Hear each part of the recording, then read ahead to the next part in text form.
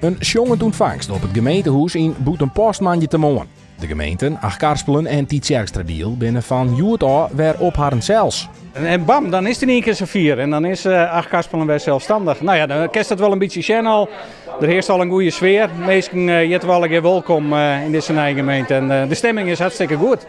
In Tietjerkstradiel is er zo'n mandje een gemeentesecretaris en een gemeentedirecteur.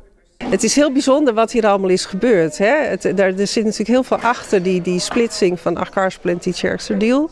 Dat heeft natuurlijk ook veel gedaan met mensen.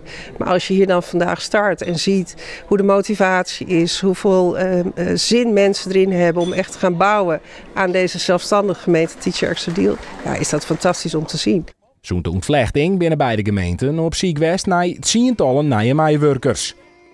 Nou, dat is hartstikke goed. We zijn in november met de campagne gestart. En er zijn zo'n 150 reacties opgekomen op de vacatures die we hier. Daar hebben we al een mooie selectie van maken. Tuurlijk hebben we nog wel een paar vacatures oer.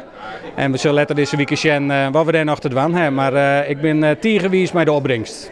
Er zijn wat interne verschuivingen geweest. Mensen die intern gesolliciteerd hebben, dus eigenlijk carrière gemaakt hebben binnen de gemeente. We hebben ook externe mensen aan ons weten te binden. Er zijn wat tijdelijke contracten verlengd van mensen die tijdelijk aan ons verbonden zijn. En over het hele beeld hebben we eigenlijk een groot deel van de functies gewoon goed kunnen invullen.